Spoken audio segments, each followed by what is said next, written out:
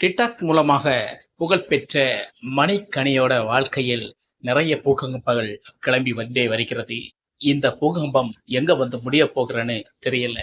ஆனா இந்த இவங்களுடைய வாழ்க்கையை வந்து நம்ம சோசியல் மீடியாவில் வந்து மிக விரைவாக பரப்பிக்கொண்டே வருகிறார்கள். இவர்கள் வாழ்க்கை எப்படி இருந்தால் என்ன என்பதை நம்முடைய நோக்கமாக இருந்தாலும் சில விஷயங்களை நமக்கு பகிர்ந்து கொள்ளாமல் இருக்கவே முடியல.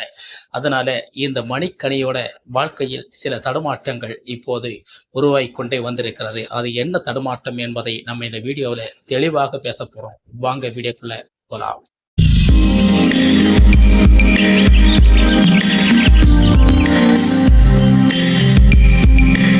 அனைவருக்கும் வணக்கம். இந்த மணிக்கணியை பற்றி நமக்கு எப்படி தெரியும்? சோசியல் மீடியாவில் அல்லது டிக்டாக் மூலமாக இல்லை யூடியூப் சேனல் மூலமாக, யூடியூப் ஷார்ட்ஸ் போடுவது மூலமாக இவர்களை நமக்கு இன்ஸ்டாகிராம் மூலமாகவோ மக்களுக்கு தெரிய வருகிறது, அறியப்படுகிறார். இதனால் இவர்கள் புகழின் உச்சிக்கு சென்றார்கள். அங்கே சில விஷயங்கள் அவர்களுக்குள் கருத்து வேறுபாடுகள், சில விஷயங்கள் வந்திருக்கி அந்த விஷயங்கள் எல்லாம் உங்களுக்கு தெரியும். நிறைய விஷயங்கள் உங்கள் காதுபட வந்திருக்கும். அது நான் சொல்ல தேவையில்லை.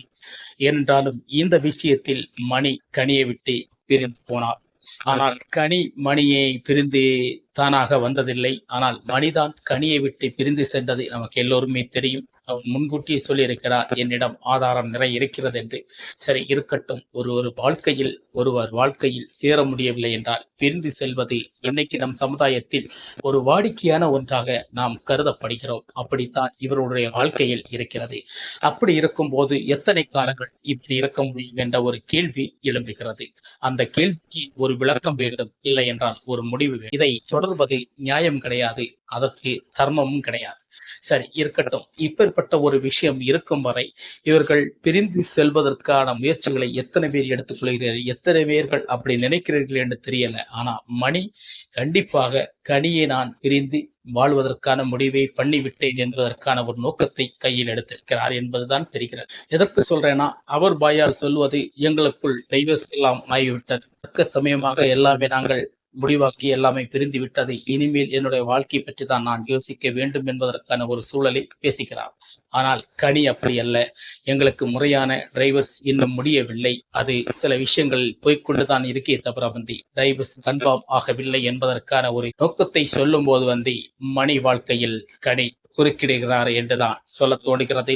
இருந்தாலும் பெண்களுக்கும் சில விஷயங்கள் இருக்கிறது, தன்மானங்கள் இருக்கிறது, அவர்களுக்கு சில உடன்பாடுகள் இருக்கிறது. நீங்கள் எல்லாமே நமக்கு விட்டு சென்று போவது பெண்களுடைய மனதை நமக்கு புல் பண்ணுவதற்காக இங்கே நமக்கு லவ்கள் எல்லாம் பார்த்திருக்கிறோம். ஆனால் அப்பேற்பட்ட இருக்கும்போது வந்து மணியிடம் என்ன நியாயம் இருக்கிறது என்று தெரியவில்லை, ஆனால் கனியிடம் என்ன தர்மம் இருக்கிறது என்று தெரியவில்லை.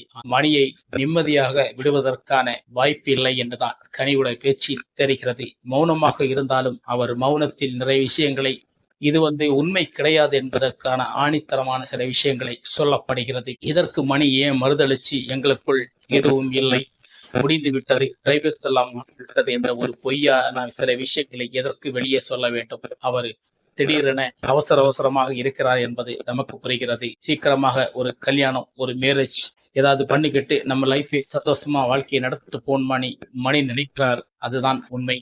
அதை பற்றி தான் அவர் யோசிக்கிறார். ஆனா இந்த விஷயத்துல வந்து இவங்களுடைய வாழ்க்கையில் வந்து இந்த டைவர்ஸ் முடியும் வரை போராடத்தான் ஆக வேண்டும்.